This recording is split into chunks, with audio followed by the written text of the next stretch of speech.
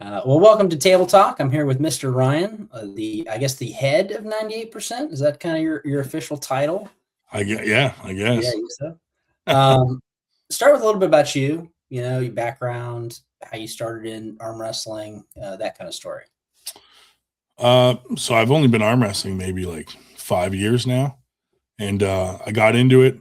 I started in Philadelphia with Team Philly at the time, and the way 98 came to be is a bunch of us there were going to tournaments, and at the time, most of the tournaments around were just open class. So we would all go there and get destroyed. And we were like, man, wouldn't it be cool if we had a tournament where like the average Joe guys could go to and not have to worry about like these elite guys coming and, you know, killing everybody. So we came up kind of with the theme that like in most sports, the pros and the elite guys are like the 2% of the sport. And then really in every sport, it's the rest. It's like the other 98% of the sport are the guys that play it every day and are the most active in the sport. So we kind of just went with that as the theme for 98 and ran with it. Yeah. When did you officially start 98? When was how long was that process? We've been around 4 years, four and a half years. So almost, and that's part of the reason we get a lot of hate is I was brand new into the sport when we started 98. So people were like, oh, this new guy shouldn't be throwing tournaments and doing all this stuff. But it worked out. So yeah. I mean, how has the reaction been over? I mean, has it changed any? Because it always seems like there's some, and everybody wants to start arm wrestling beef. Yeah. Well, like in the beginning, you know, we joked around a lot, you know, teased each other, and like our podcast was more like jokey. And as we've been going, like it's been getting more and more serious. We started doing more serious interviews, things like that. Winter Blast becoming the largest tournament in the country made us take it a little more serious. It was like, oh man, we have the biggest tournament in the country. We can't just goof off, you know? And we just started getting more serious and stuff, and the franchise thing picked up. So it kind of just happened organically where we just started moving into a more professional direction and making sure that our tournaments are like top quality.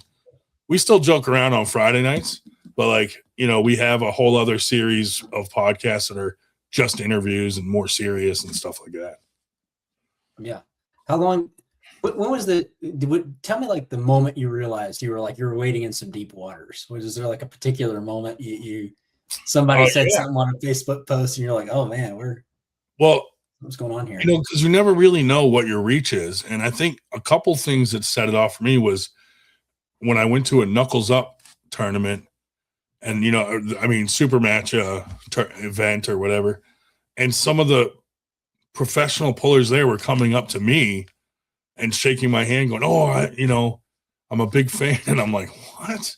And I was there to see them because I'm like, I'm a big fan of them. And they recognized me from our 98 podcast. And, you know, we didn't have that many followers or anything, but I didn't think that any of these guys would even know what 98 was or anything like that. And then when I went to Arizona to pull Paul Italia in a super match, a lot of the guys out there were like, oh, I love 98 and this and that. And I was like, man, I didn't think that people on this side of the country would have any idea who we are, but they did. So originally there was like a little criticism, but people have kind of changed their tune a little bit. Yeah. Would you say that's because of like you've kind of garnered a reputation of like trust in the community, like you put on a quality event and people know you get it? Because you know the people that were on the fence, you know, they would just see us goofing off online and stuff. But we've always had a reputation of throwing good tournaments, so that I think kind of helped us. Because like Winter Blast, the tournament was around for like 10 years where Sue Fisher was throwing it. And she was a prominent name in the sport up here, you know, been to worlds, all these, you know, national events and stuff. So she has a good reputation. She let us take over that tournament. It had shut down for a while.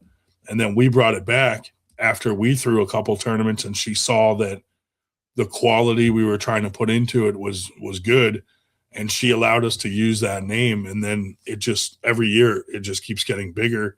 Our biggest one to date was 585 entries. So we're right at that 600 mark soon, hopefully this year. What would be the next biggest tournament? Because there's a couple big ones, but I know y'all's are the biggest. The next biggest in the United States, probably some of the state championships, like Michigan State's was big for a while there. I know right now Canada usually beats us with their Ottawa Open and their big events, but they're more unified up there. Like if the United States, if all the promoters didn't argue and we had one big tournament, it would be way bigger, but we're not there yet. So no, I was thinking about that the other day. It very much reminds me of like what old school like wrestling, where there was all those different promotions and there was territories and you don't step on anybody's toes. And I think Sean Hancock and I were talking. He said it's basically going to take somebody with a bunch of money to come along and kind of just unify it, step on some toes.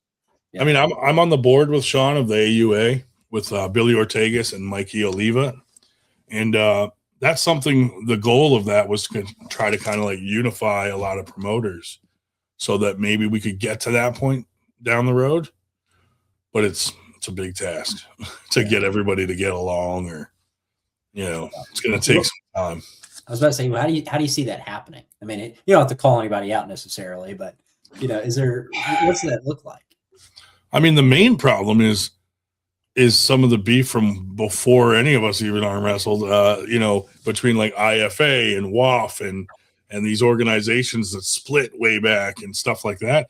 There's still a lot of animosity between those guys. So, when you have two different organizations that are doing nationals and worlds and this and that, and they're both separate, it's like which one is legit and which one's not, because they both point a finger at each other saying that theirs is better than the other. And it's just like, I don't know how we fix that problem. One of them would have to just concede and be like, all right, we're just going to get rid of ours and have one, but doesn't look like that's going to happen soon. So basically like a merger, one of them just has to lose all the prestige. Yeah. Or something so much better has to come along. Right. Something better where those guys would maybe follow suit, fall in line with that, or I don't know. I don't know what the easy answer is, but that's why we're just kind of doing our own thing with 98, because, a lot of the guys that have come on board with us, like we have some pretty prominent names, and for me, it's the networking aspect of it that's super valuable. Just promoting wise, like the network aspect of our 98 franchise thing and what we're doing it gives us so much feedback. It's like priceless, the feedback we're getting from some of the things we've done. Yeah, give me an example about that. We were talking just briefly before we started recording about the franchises. So one of the main things we did that I think was a game changer is we started a group in every single state for 98, like 98, Pennsylvania, 98 Florida, 98 Georgia. And the reason we did that was not to like take over or anything like that, but say I'm throwing a tournament in New Hampshire and I make a flyer. In the past, people would throw them in these monstrous groups like Arm Wrestling Discussion and this and that. You don't know who's seeing those flyers or where they're from, just because there's 30,000 people in the group. Now, if I'm throwing a tournament, in New Hampshire, I can put my flyer in the 98 New Hampshire group and Massachusetts, Vermont, Maine, all the states around it. And most likely that's the demographic of people that are going to attend that event that will get eyes on your flyer.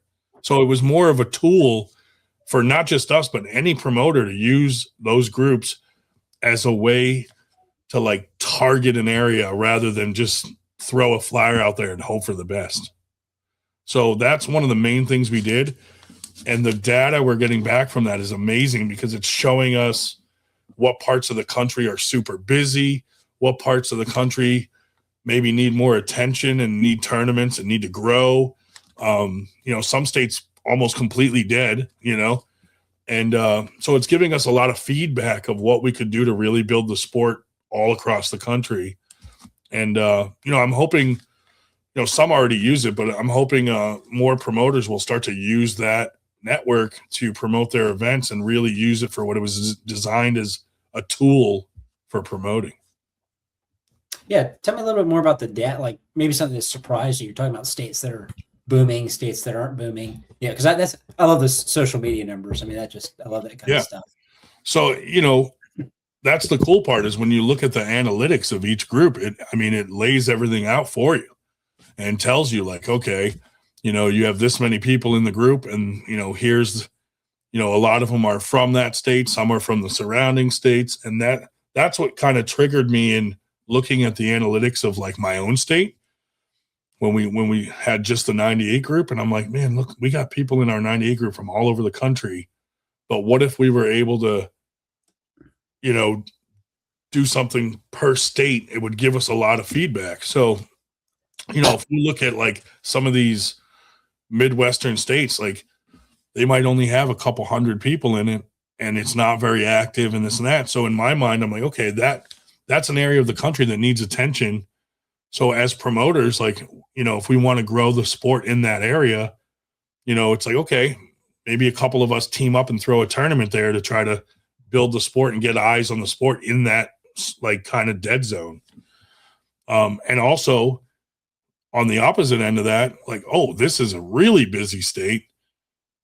I know if I throw a tournament there, it's probably going to have a good turnout. So things like that I think are super important for promoters. Okay. So how many tournaments do y'all put on a year? You got Winter Blast, and just us up here, maybe I think last year we threw 8, and then I think this year we're going to surpass that. But we cover, like we're based out of Pennsylvania, like the Philly area, but we throw tournaments in, New Jersey, Delaware, Maryland. I think we're throwing one in New York this year. So we're kind of like that area. But with the franchises, though, now there's a lot of tournaments just across the whole country. So I think that has actually made us the biggest league also in the country, or close to it. I don't know who throws more tournaments than all of us combined. Yeah. So, because y'all are all under one banner. Yeah. So yeah. I don't know if there's anyone that would come close to that sort of number. Right.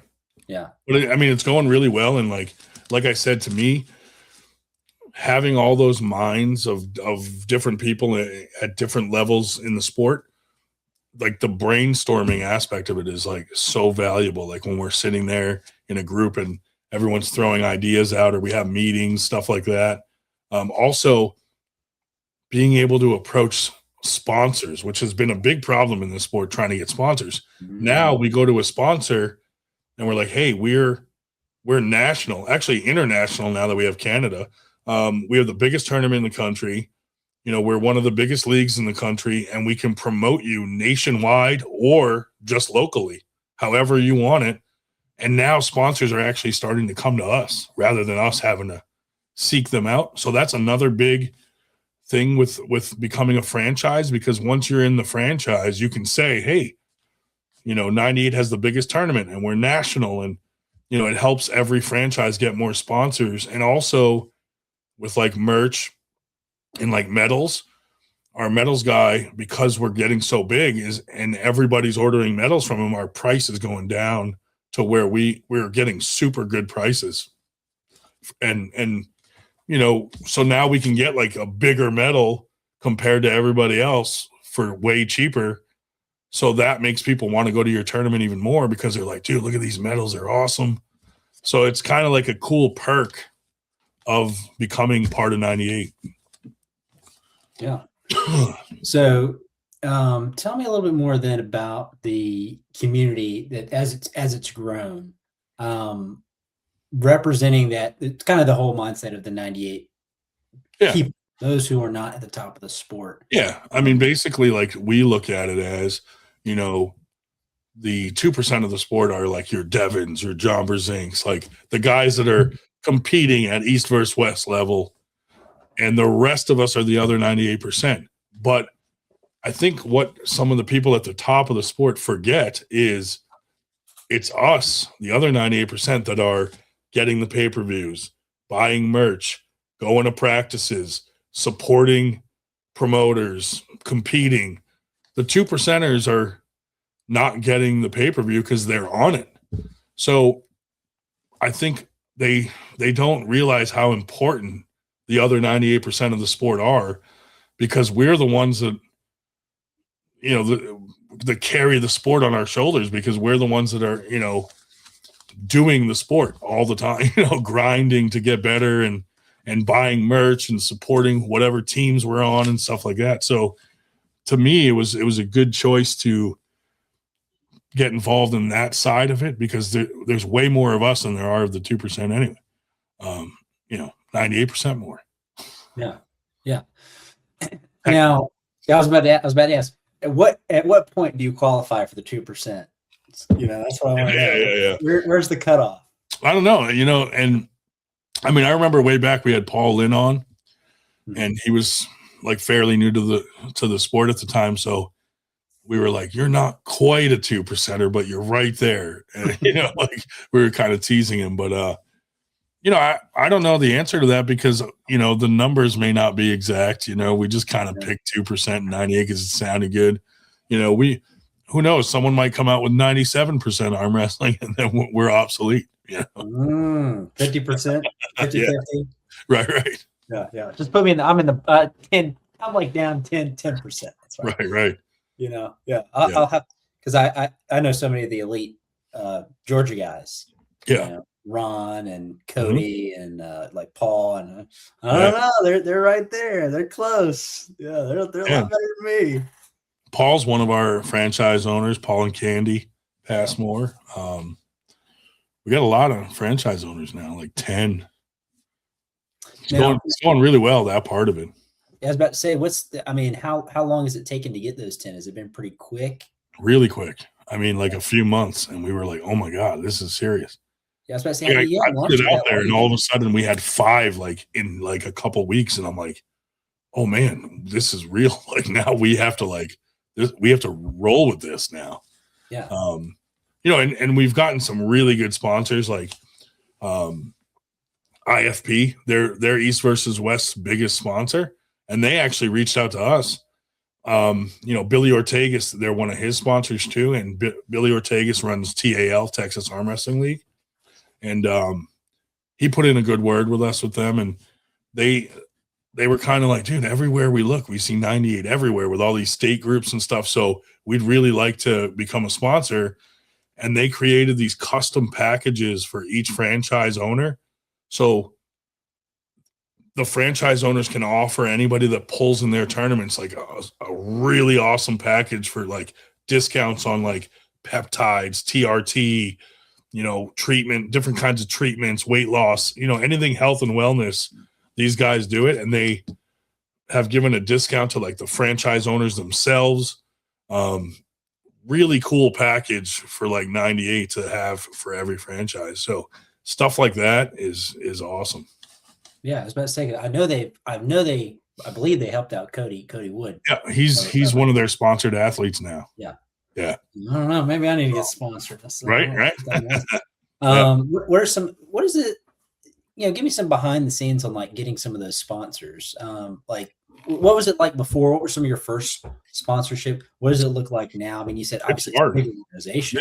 Yeah, it's hard to get sponsors. So, because when you approach a sponsor, the first thing is they're like surprised that arm wrestling is a thing, that it's a sport, and then you got to convince them that it exists, and then you're asking them for money, and then they're kind of like, well, how much money towards a sport that I didn't even think was a sport? So, we were happy just getting like $100 sponsor or, $250. And we were like, oh my God, $250, like that'll pay for a rep, like stuff like that. But now that we franchised out, like now we're getting like the $1,000, $200, $2,500, $5,000 sponsors that are coming on board that see the value in our network basically, because, with all the state groups, we have all the state groups, and then we have a lot of groups that are countries, and then we have a lot of groups that are like specialized. Like we probably have like 10 or 15 groups just up here in the Northeast, like East Coast Arm Wrestling, West Coast Arm Wrestling, PA Arm Wrestling, Eastern PA Arm Wrestling. Like we've broken it down in our area so that we can get eyes on stuff. And then we've also joined a lot of groups that are non-arm wrestling. And when we do like a first timers division, we post in those non-arm wrestling groups because most people put their flyers in arm wrestling groups. So only arm wrestlers really see them.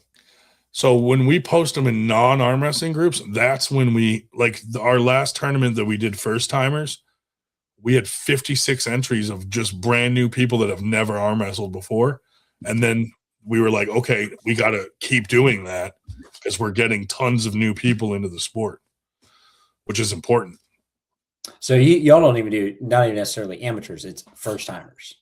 We do. Well, we have a lot of classes because we really try to set up like a good experience for the newer guys. So right. At our smaller tournaments, we'll have first timers, novice, amateur, pro, masters, grandmasters, kids.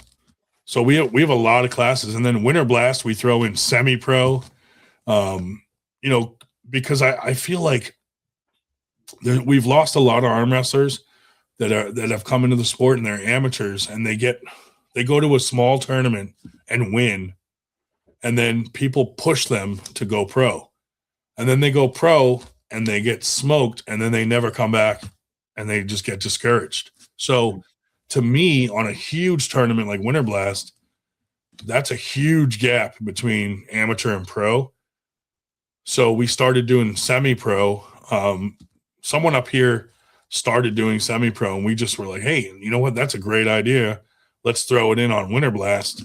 And it's been great because we don't do as many weight classes. Like pro, we do like 6 weight classes.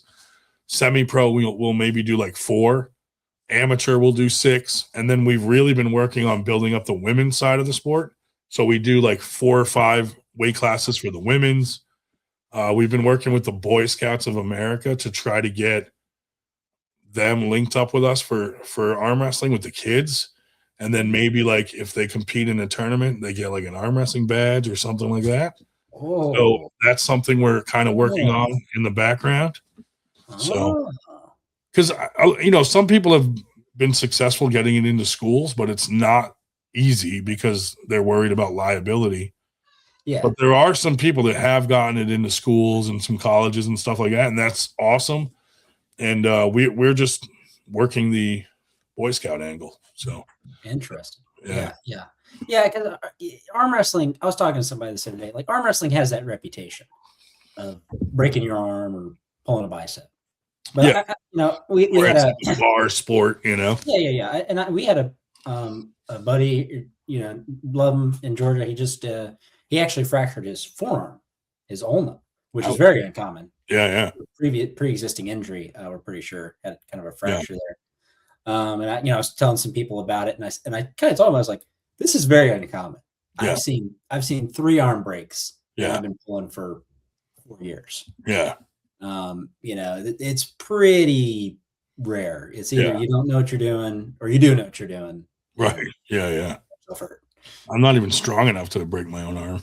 I was about to say, I get pinned way before my arm breaks. I talked to Cody and I told him, I'd never really get injured. And he says, man, I get injured all the time. And I'm sitting there going like, cause you've got enough horsepower. Yeah. You can stop. You've got enough horsepower to tear something up. Yeah. I'm not strong enough to do that, Right. I'm in the same boat. Yeah. So I mean, what's your vision for kind of maybe 2026? I mean, where do you see it? It's actually New Year's Day right now. We're recording this. Yeah. It's something we put a lot of thought into, and what we're really trying to do is we're trying to set a standard. Like we call our franchise 98 Headquarters. It's because we're the first one. So we're trying to set a standard at 98 Headquarters that can be replicated at every single franchise so that it's the same level of quality. You know, we're all using quality tables, you know, backdrops, certified refs, dress code, the rules, everything just very, very replicatable so that all the franchises are doing the same thing. So the quality is the same wherever you go at 98. So that's something, you know, because right now every franchise is kind of at a different level of involvement. You know, we have some franchises that haven't even thrown a tournament yet. They're just in the planning stages. So, you know, but to me, as long as they're working towards a goal, I'm fine with that, because the networking aspect of it is the more important thing to me. So we're trying to set a goal so that they all know we're trying to get to this level, and then they can work towards that. And as long as we see them working towards that, you know, we're happy with it. Mm. Okay. So like say someone's out in whatever one of the states you don't have a franchise in, they come to you, they're buying in. You more or less have the blueprint, right? Yeah, the blueprint. You know, we give them access to our medals guys, our shirt guys. We put them on our website. We set up a merch store for them so they can sell merch. And we've been doing this kind of cool thing where, you know, if someone buys a shirt from your merch store, whatever the profit is gets sent to that franchise. So that way, you know, it entices them to sell their merch and get their brand kind of grown in their area. And, you know, we're helping them out, you know, financially and stuff. And the main goal really is, now that I can approach a sponsor and get a national sponsor, the goal is to get these bigger sponsors where we can say, okay, we got a national sponsor, we're all going to promote them. So let's take that 20 grand they gave us and give each franchise, you know, split it up between the franchises so that they have extra money to increase the quality of their tournaments and maybe get those better banners or tables or whatever, cash payouts, whatever they want to use it for, to increase the quality of their events. And I think we're moving in that direction pretty rapidly, where we're really getting the attention of some decent sponsors now. Yeah, no, that's awesome.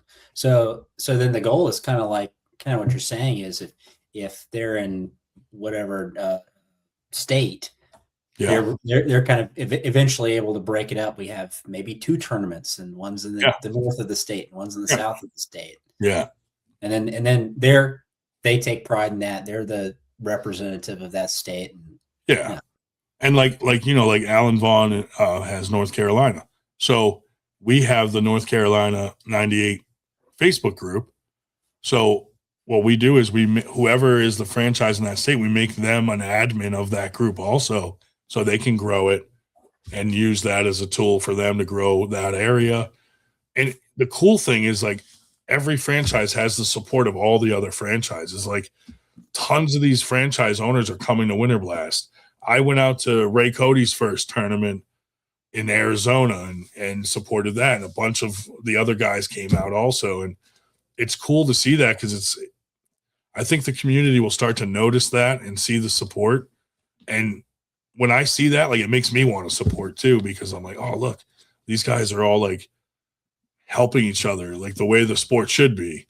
So to me, it's motivating to see, like, people go to each other's events and support it. And that's, you know, that's what we're trying to create within our organization. Yeah. And a part of that is that you sort of, that unification with Sean Hancock, with the Texas Arm Wrestling League. Yeah. I saw a banner the other day. It was like, you had a bunch of different sponsors on there, and I think it was like 4 or 5 of y'all that kind of got together to put that together. That's part of it for AUA. Yeah. AUA is 98 TAL Billy Ortegas, Pro Gear Mikey Oliva down in Florida, and Sean Hancock. And you know, the 4 of us, or, you know, well, originally there were more, because we were trying to have like an uneven number so we could vote on things. And now we're down to just us. And you know, Sean's throwing his first event in Vegas coming up in March. I forget the date, but it's 2 weeks before Winter Blast, and that's like the first like big AUA event. And most of us are going out for that to support it. The thing with AUA is it's supposed to be like, if you have an AUA logo on your promotion, that means it's like a stamp of quality. Like Right. you use certified refs. You're going to have live feed at your events. You're going to have proper banners and not just like a wall full of Budweiser mirrors, or, you know what I mean? Like a certain level of quality, and that stamp of approval is like, you know, someone vouching for that promotion, basically. Right. And then leading up to possibly like a national level event. Yeah. Yeah. So, and your 98% brand is part of that. Part of it. Yeah. Yeah. So they know, you know, somebody goes to whatever tournament in Georgia, you know, Paul's there. He's probably helping put it on. You know, Sean's probably going to be there, and whoever. Yeah. Tim Bresnan. I love seeing Tim up there. You know, when I see Tim's Sean also and Tim up there, you know, you get some good reps. Tim's also a franchise owner. Oh, okay. I didn't know he was a franchise owner. Yeah. No, I remember when you're new to the sport, you get to go to Georgia State, and there's Ron Bath. Yeah. Tim Bresnan, and yeah.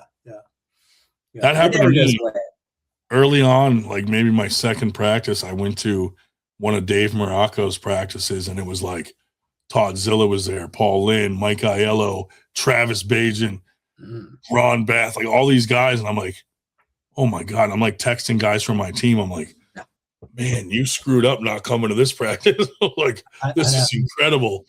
Yeah. Paul's had a few like that. Paul's put on a few like that. Where yeah. You know, some names show up.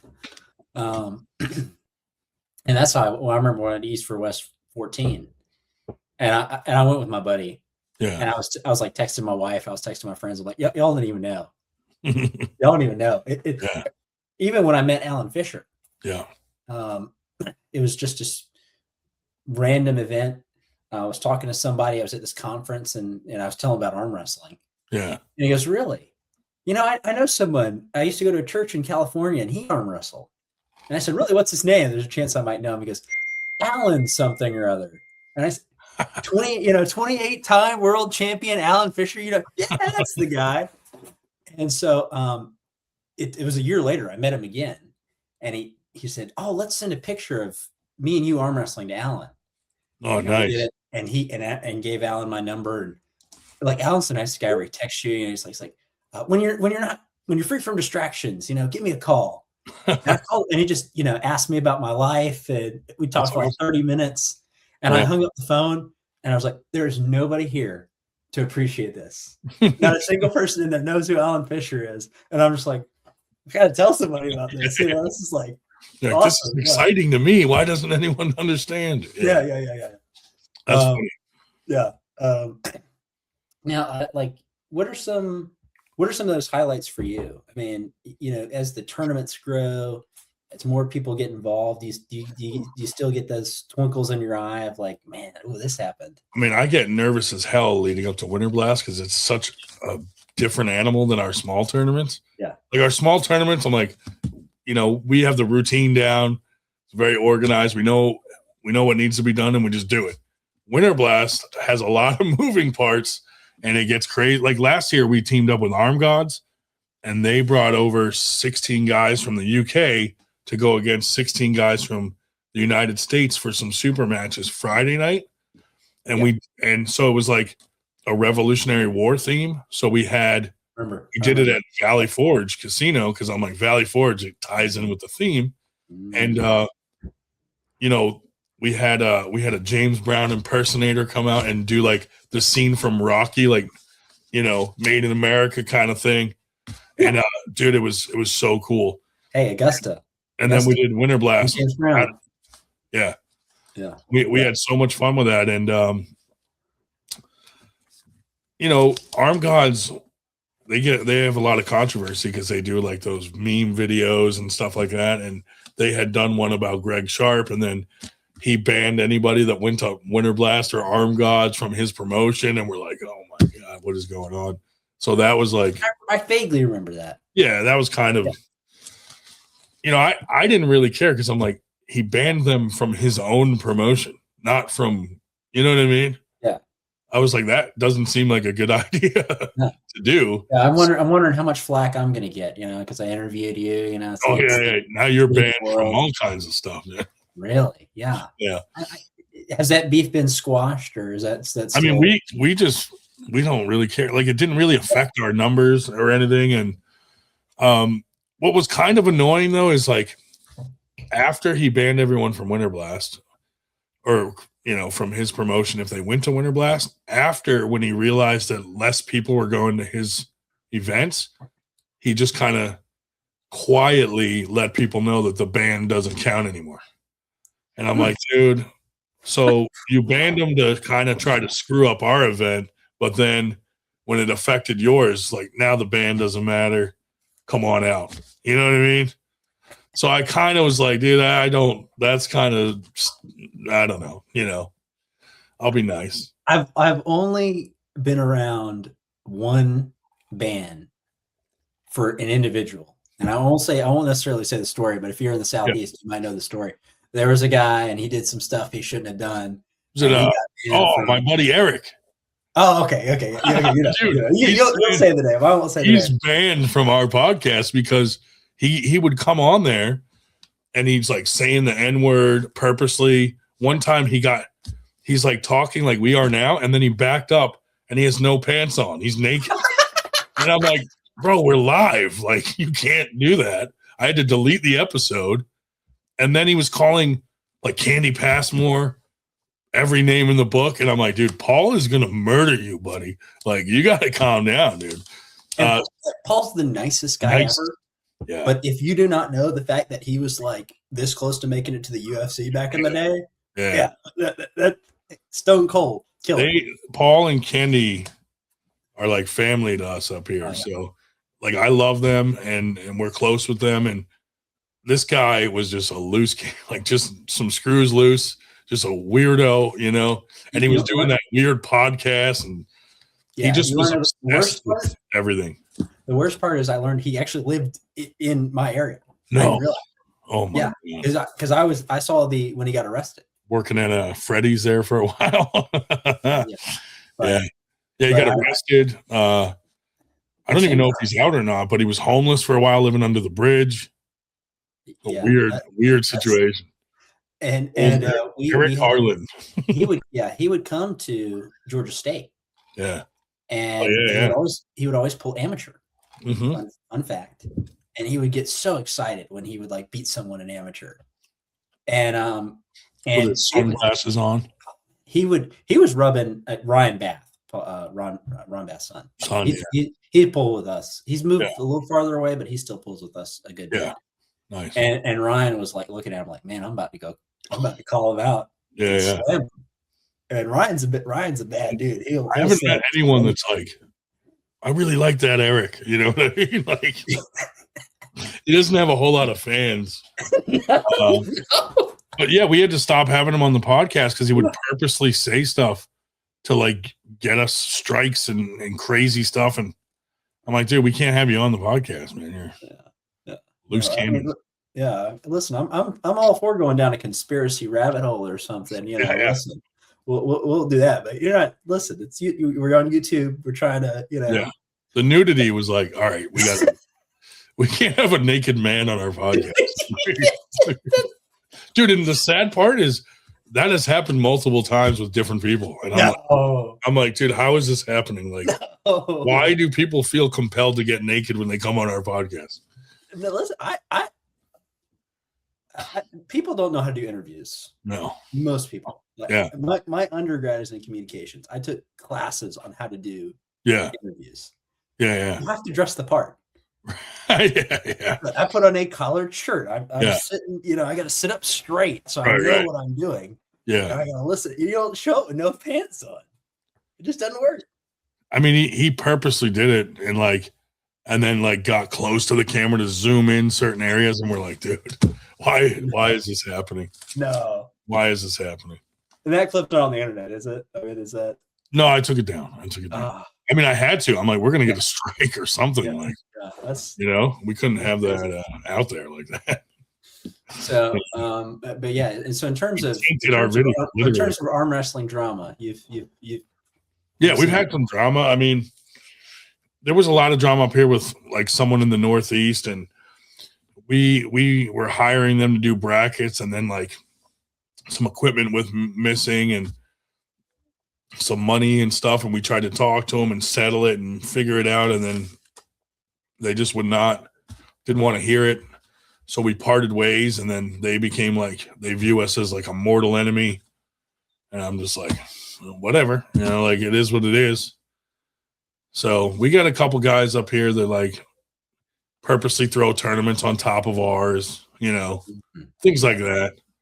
Yeah, I think that's something that's causing drama right now, isn't it? That's like, yeah, I mean, we've got. I mean, Greg Sharp's throwing an event in Indiana on top of Winter Blast. Like, I'm like, dude, with all the drama from last year with the bands and stuff, and then you think it's a good idea to throw one the same exact day as Winter Blast, it's like, come on.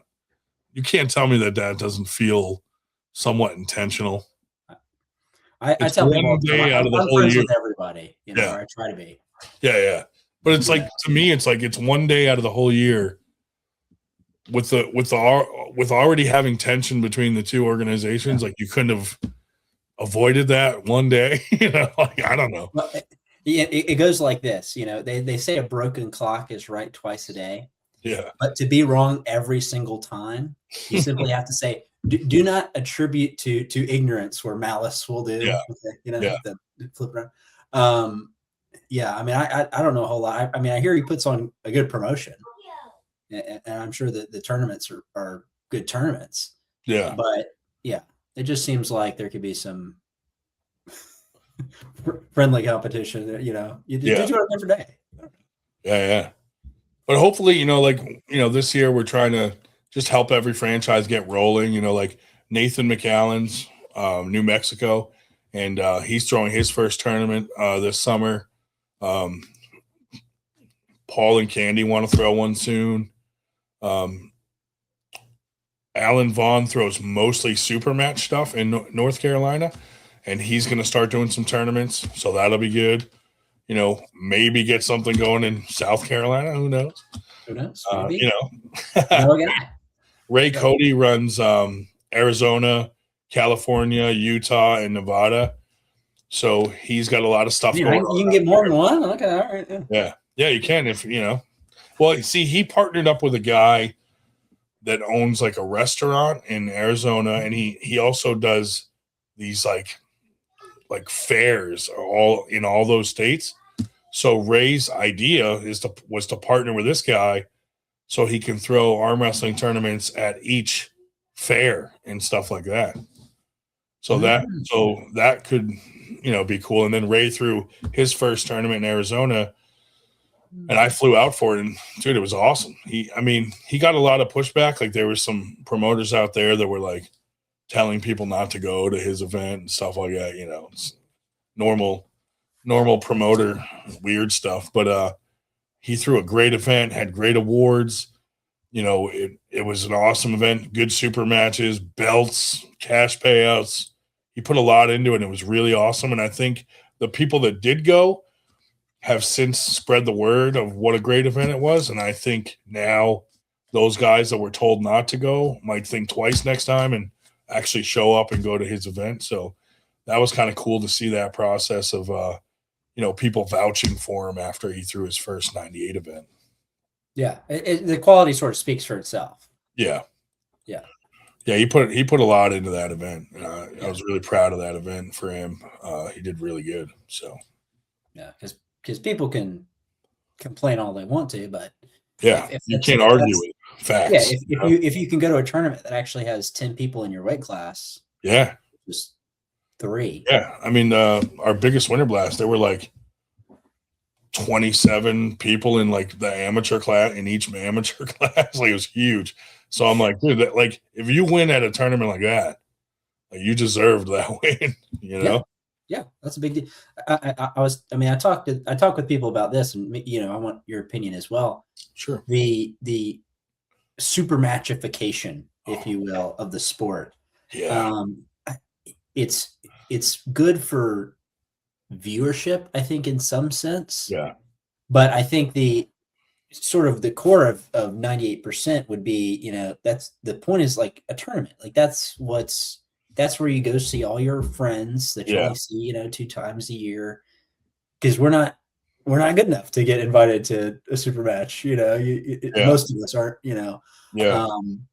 I've talked with Paul about that. I've talked with Alan about that. Like back in the day, you had to work for a super match. Yeah. Now that's all anybody wants. Except to ask for one now. You want to do it now? Yeah. You just ask for one and you get one now. Yeah. Yeah. Just hey, can I do whatever your thing? Oh, sure. Yeah.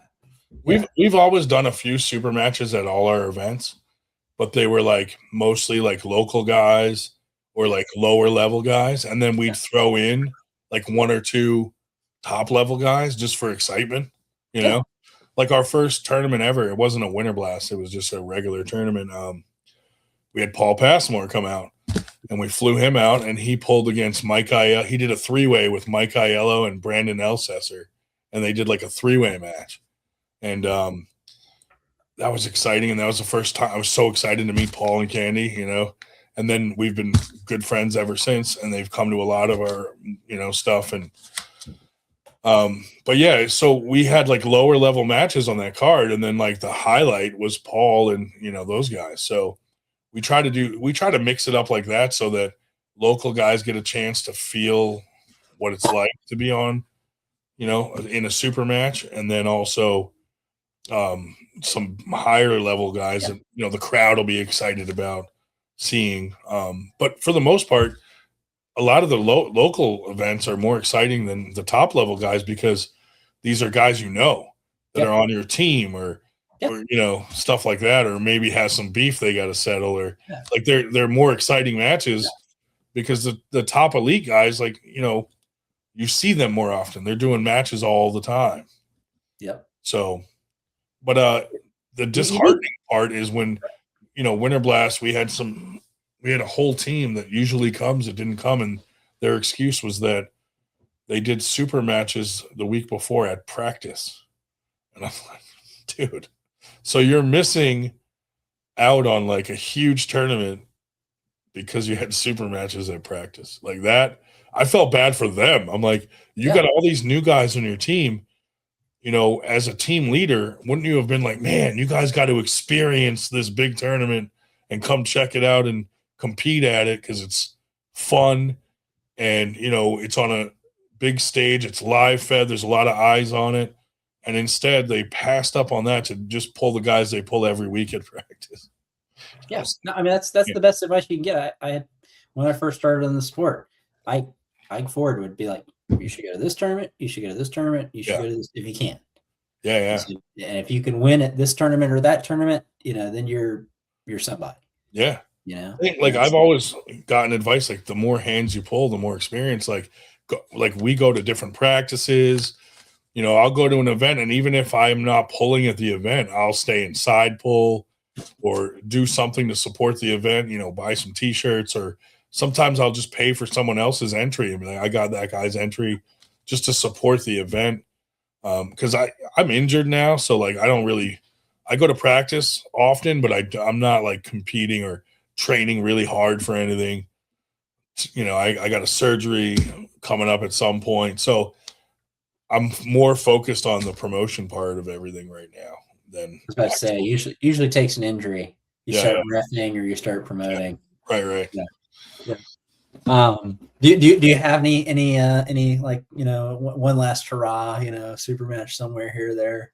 I mean, the one with Paul Italia was because me and him were going at it online, and I remember that. Yeah, and he called me out, and I'm like, well, I've given him a hard time back. He deserves like I'm gonna get crushed, but I'll still be a man and go show up and do this arm wrestling thing. Yeah. It was a lot closer than I thought it was gonna be. So we had fun, and we became good friends after that, actually. Yeah. The arm wrestling tells no lies and sells the beef. Yeah.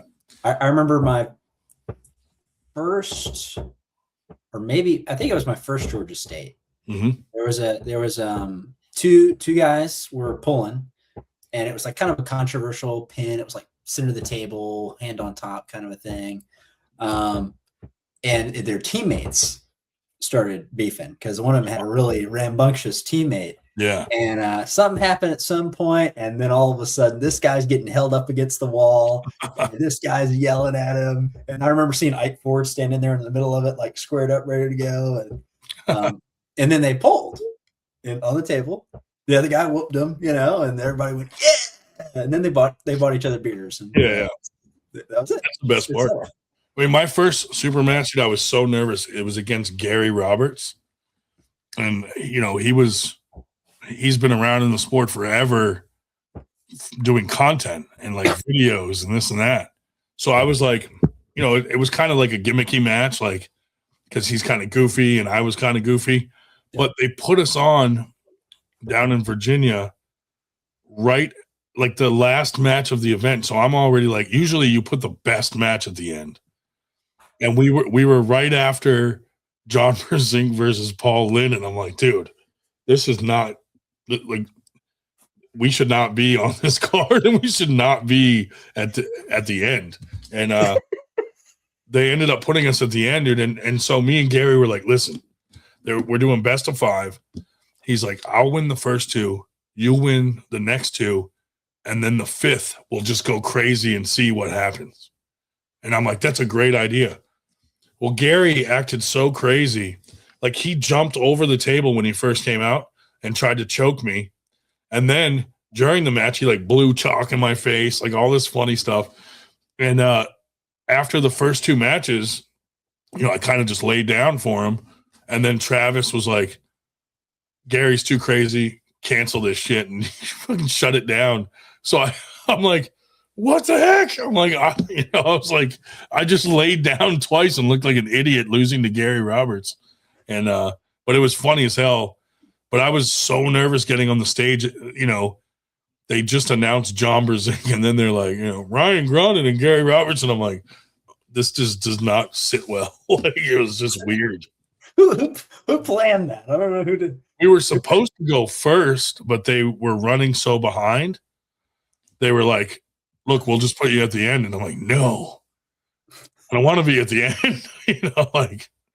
So I don't know who planned it, but it was very weird to be on that stage at that moment after such an epic match. I was about to say, going after John Brzezinski, I just don't.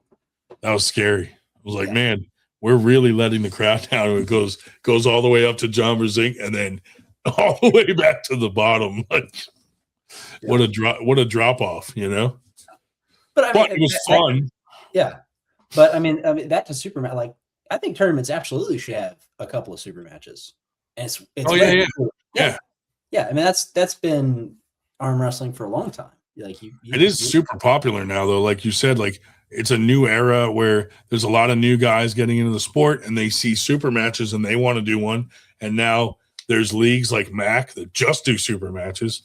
Knuckles Up when they were around. There's a lot of guys that are just doing super matches and not even bothering with the tournaments. So I like doing the tournaments more. Like, it's more fun for me. It's cool to see everybody. But we also like doing the super matches just to give people an opportunity. Like, we're really trying to create like a ladder, like some super match series or whatever. Like, you do a super match there and all you get is the opportunity to do another one at the same place. So we're trying to create kind of like a ladder where if you do a super match at one of our smaller events, then maybe you get an opportunity on like an Arm Gods card, and then maybe you win there, and then you get an opportunity maybe on the big stage at Winter Blast. And then when you do a big one at Winter Blast, usually someone like East versus West, or before like Knuckles Up, or some of these bigger promotions ask you to come do something at their event because they saw you on a more popular stage. So that's kind of, we're trying to create that ladder of progression for athletes to have like a direction instead of kind of just staying at the same level. Because that's how you used to could have something like that, back when you could win an elite tournament. Yeah, that's you would get invited to a super match, and even with what you're describing in terms of having so many different levels. Yeah, at Winter Blast, it really gives you something to achieve for. It's like, okay, well, next time I'm going to pull semi-pro, and maybe I won't get blown out of the water, and maybe I will, and you have a much better grasp. Yeah, and the cool thing to see is like, like an amateur might also pull semi-pro to test themselves, and a semi-pro guy might also pull pro. Okay, you froze up for a second. No, I've never had that happen before. It's my fault. No. StreamYard is StreamYard. It's because I'm fat and the stream can't handle the extra weight. Oh no, too many pixels. Too many pixels. I don't know if you heard me, but I was just saying that this whole creating a ladder to me is important, and a lot of guys will come to Winter Blast and if they're an amateur, they'll pull amateur, but then they might also pull semi-pro to test themselves, and then the semi-pro guys will try pro. And you can see them, like the gears are turning, and they're like, you know what? I'm going to test myself to see where I'm at. And then, say they go from semi-pro and then they pull pro. If they do well in pro, then you see them next year and they're not pulling semi anymore. They've gone up. Ready. So that's cool to see that. And I think it helps them to realize where they're at, Yeah. No, because I remember I've been to some really good beginner-friendly tournaments, and I've been to some where I was like, probably I think it was my second tournament in South Carolina. I had pulled like an amateur class, and I did okay. I was like, let me dip my toes in the pro waters. Let me see what it's like. Yeah. And the first person I pulled was David Redman, who had cut from 200 plus pounds to 176. Oh, he's a beast. And then rehydrated up to 207. And I'm looking at him, and I'm looking at the ref, and I'm looking at him. I'm like, this guy's not. Yeah. Right. Yeah. In no universe is this man. And so I'm saying, okay, all right. And I got slaughtered, Yeah. That's so funny. My first tournament, I had to go up against Josh Harding out of Virginia. And now him and Dan Swords run VAL. Virginia Armwrestling League, and he's a beast. And I was, first tournament, I'd only been to 2 practices, and I told him, hey, I'm brand new, dude, and he flash pinned me so quick, and then he goes, oh man, you weren't kidding, and, he goes, I didn't know you. How do I know you weren't lying to me and you were gonna get in my head? So he's like, I just went all out, and he's like, sorry about that, and I'm like, I didn't feel a thing. It was over too quick. And that's kind of one of the first things that happened that made me think, why don't we start a league for the average Joe arm wrestlers, Yeah. And actually Paul Lynn's the one, we kind of told him the concept of the whole 2% 98 thing and this and that. And he said he'd been thinking about that same kind of concept for years. And he was like, listen, go home, start a Facebook group and get that rolling, start a podcast. He's like, that's a great idea and you should really do it. And we did, and it just blew up quick. Yeah. Yeah. Goodness, first, you're just bringing back so many memories of my first, because I always get blown out my tournaments. You showed up to Georgia State, and when you pull my weight class, you got Cody Wood there. Yeah. Okay. I mean, because I'm heavier, everyone is a monster. I've never won one match ever. Never. Everybody's 6'9" and solid muscle, and I'm short and fat, and I'm just like, thunk. I'm like, hey, that was fun, buddy. But we love it. But it's just fun, Yeah. Yeah, there's nothing like it. See, I've absorbed a lot of there's a lot of really good pullers in the Northeast, so I get to see the Paul Lynns, the Dave Chaffees, the Marcios, all these guys are in a small radius. So I absorb a lot of knowledge, but I'm not strong enough to do what they tell me to do. But I can show the newer guys how to do it that are weaker than me. So I'll go to practice and help the newer guys and show them what to do. And then, they quickly surpass me. And then, I realized the offhand, it's a compliment but an insult at the same time. I've recently learned is when somebody says, oh yeah, James, he's a great teacher. Like he's a great Yeah, arm yeah, wrestling yeah. teacher. Like he's Or very someone's like, technical. "Oh yeah, you feel strong," and you know that they're just bullshitting you. Yeah, yeah. No, I mean, Yeah. like, I'll have a guy show up to practice, and I'll beat him the first time, Yeah, yeah. and that's it. Yeah, You yeah. know, yeah. Once they get it down, you're like, "Oh shit." No, like we have a guy. Poor guy keeps getting injured. He had a serious back injury, and he recently injured his arm a little bit. But he loves arm wrestling. Yeah. He's like 6'8", Oh, and he yeah. used to do powerlifting, and now he's like a lean 270. Wow. Just Yeah. That's works great. outside all day. And I think the first practice, he just no technique. Yeah, and I was getting some on him. Second practice, nothing. That was it. He learned like the very basics of like a top roll. Yeah. Can't touch him. Yeah. I can't love touch seeing like those genetic freaks or these young kids that get in and they're just like good right out of the gate.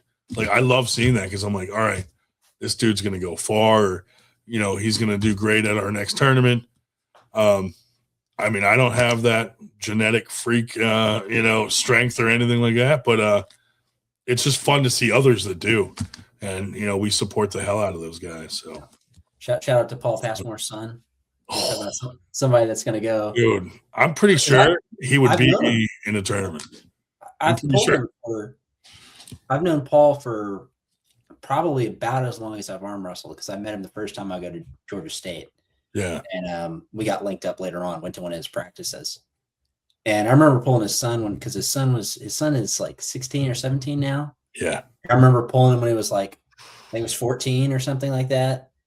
And I could beat him when he was 14. Yeah. Then he turned 15, and I was like, oh, he's getting stronger. Yeah. And then I met him when he was 16. I'm like, I can't touch him. I can't touch him anymore. He's very fast. I was like, what is this? Explosive, strong. Yeah.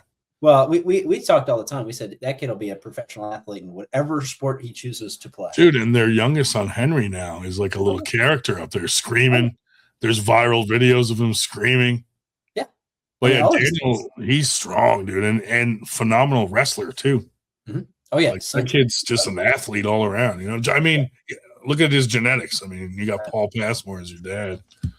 Yeah, I remember when Paul used to be 270, turning to fit through doors, and now he's 242, still turning to fit through doors. I know. He's great. He's one of the few guys where like he's so quiet, but when he says something, like when he's talking about like his fighting career, and he's like looking you in the eye, and he's like, when I get in that ring, I'm there to kill you. Like I believe it. Like you believe every word he says, because he says it so calmly that you're like, yeah, I know, you're a killer, dude. I can see it. that is a mental focus I strive to achieve. Yeah, because and I've seen it. There's a couple of guys that are like that I've met in the sport that are just, and some of them aren't quite technical enough or strong enough to back it up. But they're those guys that they're like, they will not lose. Yeah. I mean, that's kind of why Paul broke his arm. Yeah. It's just right. He just had that. It's he's like, I don't care. I'm not going to lose. I mean, that's crazy to pull that hard, that you want to win that bad that you'll just take the break. It's crazy. That's dedication. It's dedication. Yeah, but he's such a nice, calm guy that if he's mad, you're fucked. May I never be on that guy off. Paul's bad side. Yeah. No, yeah. There's a few guys that are like that. Yeah. Who are some of those guys you got up towards your area that you really are excited about watching over the next? Oh man, I would say this past year into this year. I would say Kevin Kaler is one of them. Paul Lynn, all those guys speak very highly of him, because he's one of those guys that nobody knows him because he doesn't really travel. Mm-hmm. But if he shows up to a tournament, he's sweeping. You know what I mean? And he's one of those guys that's just like under the radar. But, he's right up there, man. He's so strong and so talented, and he's only been pulling like 5 years or something. And but yeah, he's one of those guys I'm excited to see. And and he doesn't compete a lot or travel or anything like that. And I'm like, man, if that guy took it serious and trained, like he would be a monster.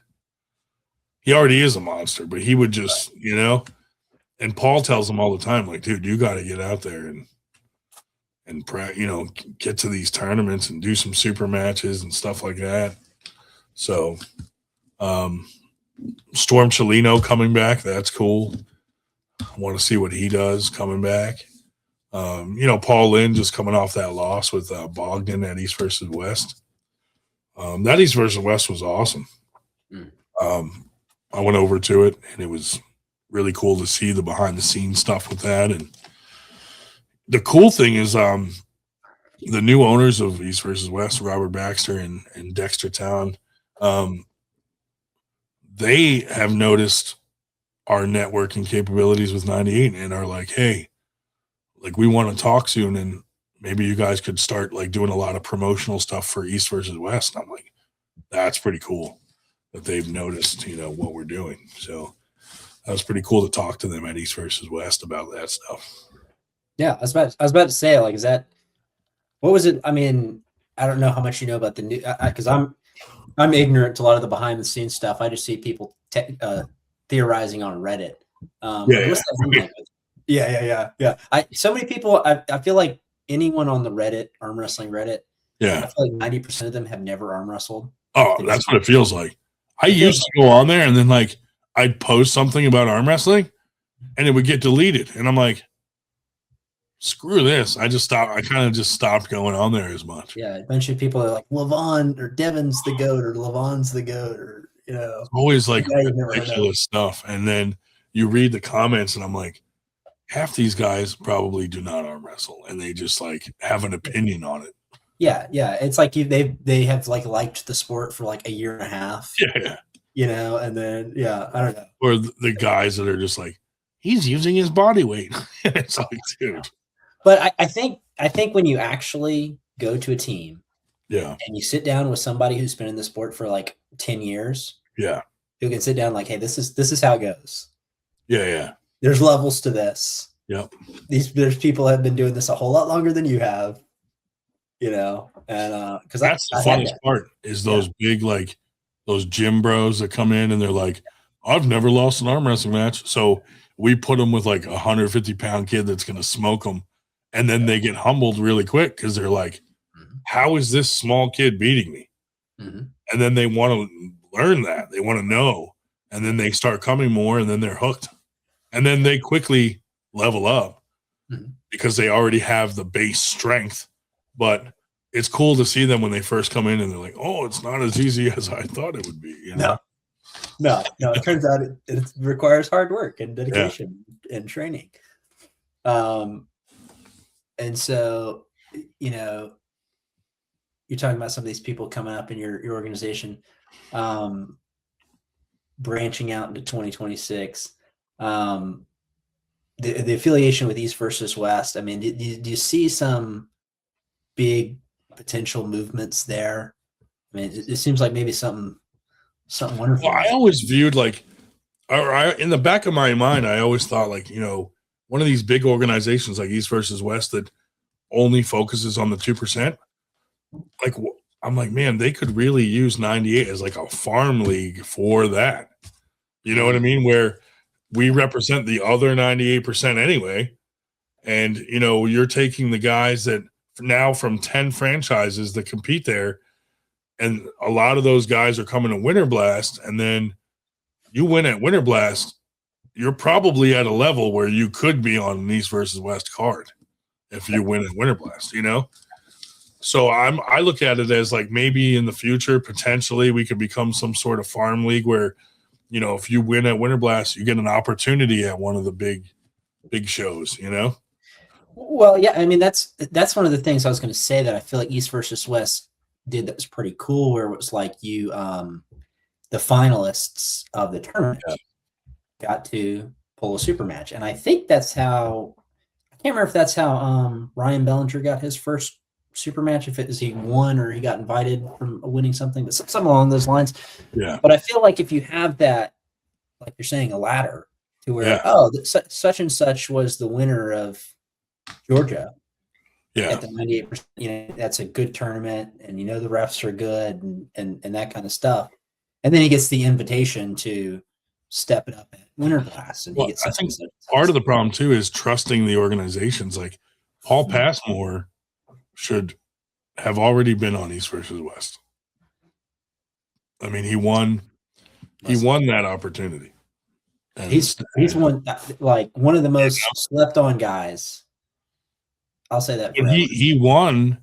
He's won some finals where he should have gotten these opportunities, and for some reason they pass him up, or they don't look at him as that potential. And I'm like, and it makes me wonder, like, is it because he's quiet and he's not like calling people out? But he's at that level skill wise to be on these big cards. Like, why aren't they using him? Well, here's my theory. Yeah. You're scared because the Southeast, we're built different. Okay? Yeah. All those northern arm wrestlers, listen, they talk a big game. Okay. But when the folks from Georgia and South Carolina come up, they get quiet all of a sudden. I think that might be part of the problem. I would say, I would invite them to Winter Blast. where they got to go through 30 Northerners to get to the championship. Yeah. No, but Paul does good anywhere he goes anyway. I mean, he goes to all these national events and he could place no problem. If not first, he's still in the top 3 wherever he goes. He'll come to Winter Blast, do well there every time. I mean, he lost his super match last year at Winter Blast, but then he smoked everybody, including the person he lost to in the tournament. Yeah. So that says a lot right there, Yeah. Well, he's got those years of pulling under his belt. Yeah. And that's why I love tournament pulling so much, because it's like, to me, that demonstrates a higher level of skill. I think so too, because you really got to have a game plan. It's like more of a chess game. Yeah. You can't just go in, some guys will purposely take a loss and then come up the B side, sneak up the back door kind of, Yeah. And that's all strategic. And I like that part of it. I just love arm wrestling. People don't realize how much technique is involved and skill and stuff. And they just see 2 guys going at it. They think it's like a bar sport. Mm-hmm. And that's why, something with 98, like, we're really trying to change that. Like, one of the requirements, because everything's live fed now. So a lot of the requirements are that if you're good, one, you have to do a live feed, and 2, it has to look professional on the live feed. So, simple things that don't cost a lot of money, having a backdrop and a banner and stuff, having your refs match, having quality tables that are bolted down, which is beyond me that I still see tournaments where there's no tables bolted down and they're moving all over. But I see it, and I see some tournaments, no backdrop. It's just the bar. And that's what people are envisioning what arm wrestling is. So we're trying to change that, at least within our organization. And I know others do it very professional too, like TAL, things like that. VAL's doing really good in Virginia. Sean Hancock, there's a lot of guys, Mikey Oliva down in Florida, that have put a lot of money, time, and energy into getting the proper equipment and banners and stuff to do it right, and quality live feeds. To me, that's the key to growing the sport, is getting non-arm wrestlers to have eyes on the sport, and the only way to do that is with content. Yeah. So your content needs to look professional. If it's always like bar room fighting or 2 non-arm wrestlers having an arm break in bad positions, like, that's what scares people away from the sport. So when they see a tournament and they see refs and a nice backdrop and professional looking tables, now it starts to click, like, this is a sport, I mean, I had a friend that had never been to an arm wrestling tournament come to one of our events, and he was blown away. He was like, dude, I had no idea that it was this professional. He's like, I pulled up, the parking lot was full, and he's like, there's no way this is just for arm wrestling. And he came in, and he's like, it was full of people. And then he said he was blown away by like the professionalism of the refs, the announcing, the live feed, the backdrops. And he's like, that made me realize like arm wrestling's real. Like it's a real sport. Yeah. So I think it's important to get people to get their eyes on the sport in that way, because now he comes to all our events. Mm-hmm. So, and he's not an arm wrestler. He just enjoys watching it now. Yeah. And so we do a lot of stuff at like town fairs where we'll set up at the fair booth. The last one we did, we set up like a side pressure machine, and like kids were taking turns sitting on the weight plates, and arm wrestlers were like pulling the kids up like it was a ride, and they loved it. The kids were trying it out, arm wrestling, and they came up to us at the end of the event and they said we were one of the busiest booths in the entire festival, just from people wanting to try arm wrestling. We had them sign a waiver, stuff like that. But I think if the whole community did more stuff like that, we could really make a huge impact on the sport and really get people to come, or if promoters kind of did what we did with promoting arm wrestling for first timers in groups that have nothing to do with arm wrestling. Like I'll put it in the Philadelphia events group, or like groups that are for just the general public and not specifically for arm wrestlers. Because you put the banner in an arm wrestling group, they're coming anyway. Yeah. Those same guys come to your events all the time. Like you might get one or two new guys that just joined the group or whatever, but to really get a lot of people to get eyes on it that aren't arm wrestlers, you need to start putting your flyers in non-arm wrestling groups. And that's been working out pretty good for us. So that's my advice anyway. If absolutely. I mean, listen, me and you will probably do some chat about social media. It's astounding to me, the lack of media awareness, which I shouldn't say that, because most people don't know really anything about advertising or looks or social media or whatever. And at the moment it clicked for me was when I got to film Adam Warzinski versus Paul Talbot in 2022 or 23 or something like that at the South Carolina Honky Tonk Saloon. Yeah. And I had two cameras, and it was like I had a wireless mic that I plugged into my phone. Nice. Like this $100 camera, and I had my slightly better camera off to the side, and I was like these really narrow stage, and I was like, hanging in there just trying to get a good angle, and I've cut it together, and I was so happy with the audio because you could hear the ref and you could hear what the arm wrestlers were saying, because I had it, it's a loud bar, but I had that mic right there, so you could hear them say, listen to my commands and ready to go. Yeah. That's cool. And you could hear them talking. Everyone else, nobody noticed the audio. I had to do all this work editing the audio. Nobody cared. Everybody was like, you used two cameras? You went from one camera to the other camera? And they lost their minds over the two cameras. And that's the level. Everybody has seen arm wrestling videos from like the back of a dimly bar. You need the production quality, And that's the future of the sport, is if you can make it look more professional with the production, even if it's just a small match, but you overproduce it, that's the trick, because that's what people are going to see. Yeah. So you make it look more professionally produced, that people love watching that. Like they want to see those angles, or, going from a wide angle, and then all of a sudden you have a table camera or something and you can kind of flip back and forth. That's what people want to see.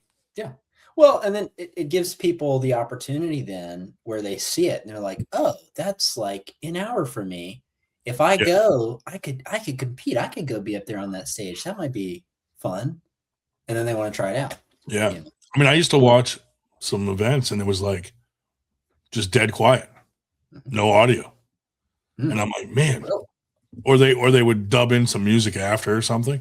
Yeah. And I'm like, man. And then, so what we started doing is we have, for our small events, like we'll have two commentators on a camera, and then we have the two tables on a camera each.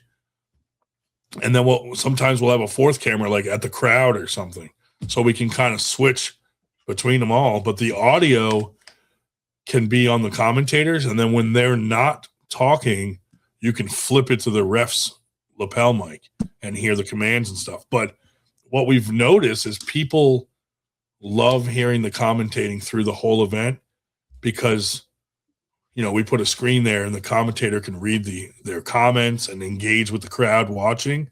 So we've had a huge increase in people watching versus when we didn't have permanent commentators. So it's important to have that. And they're commentating, and for people that are not arm wrestlers to watch, and they're being explained like, hey, this is why the ref just stopped the match. Think about how boring it is for us if we're watching like East versus West and the ref keeps stopping the match, but we know why he's stopping it. The people at home that don't know, they're like, well, this is stupid. Why do they keep stopping this?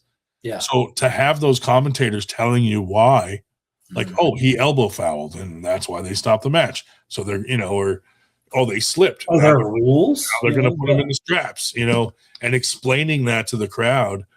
I think it's easier to watch for those non-arm wrestlers to have someone explaining step by step what's going on and stuff. So we've been doing that at a lot of our events where we just have two commentators through the whole event. And, another thing too is I've been to some events where it's dead quiet.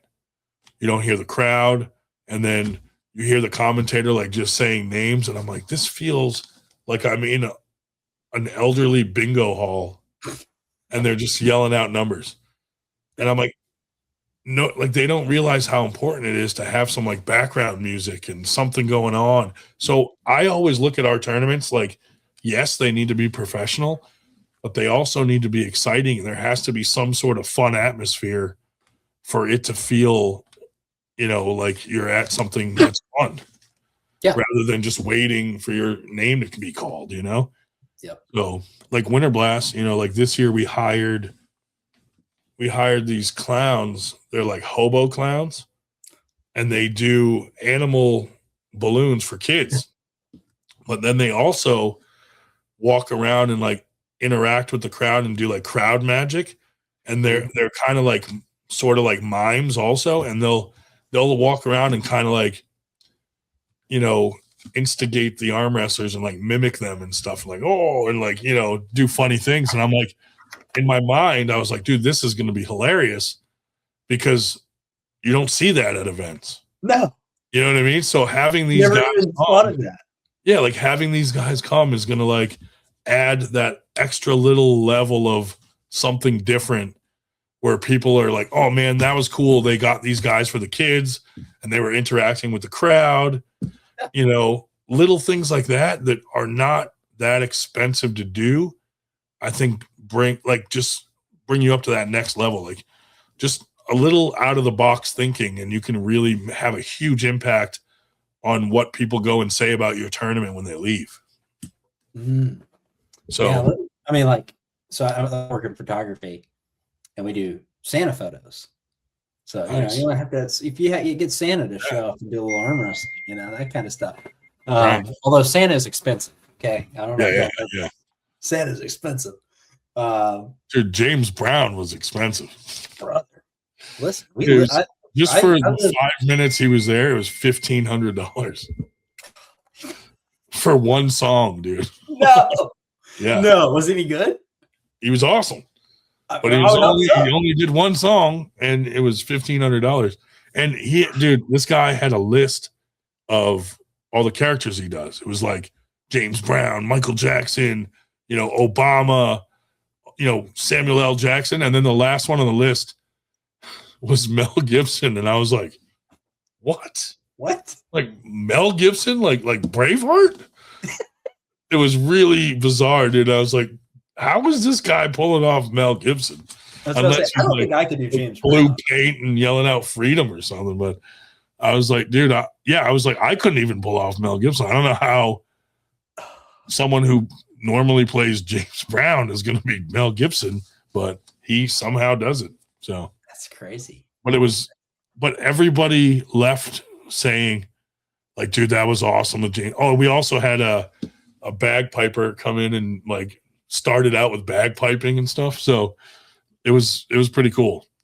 I mean, I juggle. I don't know if that'll get me on that. Dude, we'll hire you for Winter Blast. Well, that's actually one of my. I'm gonna reveal a secret. One of my new training techniques Oh, is I yeah. Blood juggle flow. shot puts. Oh, yeah. So it's like 9-pound shot Yeah. puts that I'm juggling. Oh, yeah. I bet you Yeah. that'll add some stamina to the arms. Oh, you want to talk about stamina? That's hard. Yeah. That's 30 seconds. I'm dying. It's hard to do tennis balls for 30 seconds. You talk about Cody Woods. You want to talk about somebody that can pull all day? Oh, 8 yeah. hours. Yeah. And he's just as strong. It's insane. I don't have. He is ridiculous. I get tired, y'all. I get tired just looking at him. Well, you want to know? He told me I was texting him some stuff, and I said I'm gonna try to. Yeah, I got some goals for 2026. I want to improve. What's like if I wanted to do pull-ups for reps? What number should I go for? Take a guess. Take a guess. What his answer was? Well, I don't know what his number is, but he said he gave me a number of this was on the cusp of really kind of elite. Oh man, I'm gonna say I don't know, like 20. He said 5 sets of 90. Who can do? Nobody can do that. Oh my god! Dude. He's like, yeah, that's on the cusp of elite. I would throw a party if I could do one fucking chin up. Jesus. I hope I'm not misquoting. I think it was 5 sets of 90 or something. I think at my peak I could do like 20 and that was it. Yeah. When I was like 180 pounds. Yeah. 21. Yeah. I think I could do 20 struggling. Yeah. And he does it with weight on him, dude. Like he's wearing like weight vests and hanging weight on him. He's going nuts. He basically has unofficial world records of turning his weight. Yeah. He needs to get those to be official. Yeah. Be in the Guinness Book of World Records or something. Yeah. Well, yeah, I'm glad he's sponsored by IFP because those guys are all in on our sport, man. And they're also going to be sponsoring our. We have a 98 golf franchise, which is weird. But we're talking about that. Tell me a little bit about that. I mean, they kind of expand into other sports. Basically, when I registered 98 arm wrestling, I also thought in my mind that the same concept generally could work for most sports. So I also registered 98 Sports. Well, this golf promotion down in Florida somehow came across our concept when I made the 98 Sports page. And they were like, dude, we love that. We want to be under that. So I told them, we just recently franchised the arm wrestling side of it. And they're like, we want to buy a franchise. We want to be the first 98 golf franchise. So now we have a golf promotion down in Florida and they want to buy an arm wrestling franchise as well. And they want to mix arm wrestling with golf and have some arm wrestling things at some of the golf things. And they were like, wouldn't it be cool if you won a golf tournament, but you won like a belt, like arm wrestling? He's like, those drunk golfers would go nuts for a belt. You know what I mean? And I'm like, yeah, because they usually get like a little, glass trophy or something or a mug or a jacket. So it would be funny to see some drunk golfers getting belts and then they're running around with those belts after and stuff. I was about to say, I'm going to pitch you. If you want golf, yeah, I'm right down the road from Augusta. Okay. Oh, and there's nothing more to me that screams 98% than the Masters, because there's nothing more highfalutin. Yeah. 0.1%. Yeah. Than the Masters. That's why they wanted to do it, because they're like, dude, the top elite golfers in the world, the 2%ers, and then the rest of us that just play golf. They love golf. And they're like, we're 98%ers, man. They're like, we want the concept. And I'm like, welcome aboard. I out of principle, I have been offered to go to the Masters. I'm just not going to go. I don't have a passion for golf, but I would have a passion for the concept of everybody else that loves golf. You gotta wear your jacket. I learned this the other day. They said they didn't let their first African American into the Masters until 1990. Oh my god! And they didn't let their first female member in until 2012 or something. It was Dude, that's sad to hear because it's Crazy. like, are we really that behind as a society? You know what I mean? Listen, people who live in Augusta, Yeah. 90% of them, I'd say, really don't like the Masters. Yeah. It's just like this big thing. It's in the ghetto of Augusta. It's the one thing they just like. They buy everything. Yeah. They bought a road from the government. How much money do you have to buy a road? They're just like, hey, government, local government, that road over there, can we buy that? What do you want for this? Yeah, what do you want for this? And the government said yes. So I guess it was a good. They made a good offer. Yeah.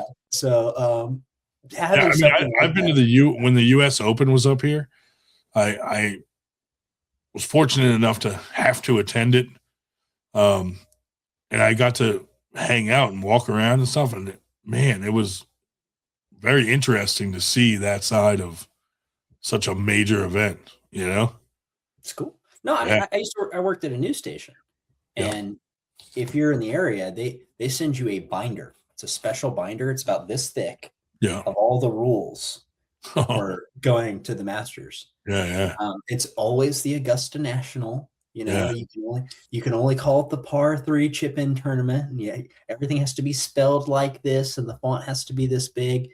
And it's like, you know, and then they give a certain amount of passes to use a news station, and so you can send like 4 people, you know, and you have the guy with the camera. And, that's cool. Yeah, it's cool. It's crazy. It's cool. But see, like when I was younger, I had a blog. Like when I was like 20, and that was before things like went viral and stuff like that. And at the time, I had a lot of followers for that time, and so I started writing for magazines in the area, and it started growing, and I started writing for better magazines, things like that. So part of what I had to do back then was promote myself, like my articles and things like that.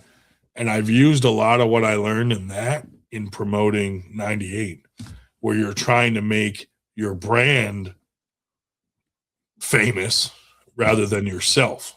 So I've just kind of used that same technique with 98, and it's been working pretty well for us. So it kind of just came natural to me, like the promotion side of things, just from having to promote myself when I was younger and writing those articles and stuff like that. Yeah. Well, I'll give you this. This can be my last question here. What is it that you love about the sport most of all? What is it that you always go back to? What's the heart of your passion for the sport? To me, it's the community, man. I have so much fun hanging out with I'm friends with like the Passmores have become like family to me. All the franchises, really, all the owners of the franchises, we've become like family. But the local tournaments where I get to see all my friends and hang out, and it's just like seeing old, like a family reunion kind of. So I love these events because it's just like, that's like my social life, like I don't do a whole lot between tournaments as far as socially. So I see my friends at tournaments, and I throw these tournaments and go hang out with them. I'm usually kind of busy at the tournaments, but I get to see everyone and hang out and say hi, maybe grab something to eat with them after, things like that.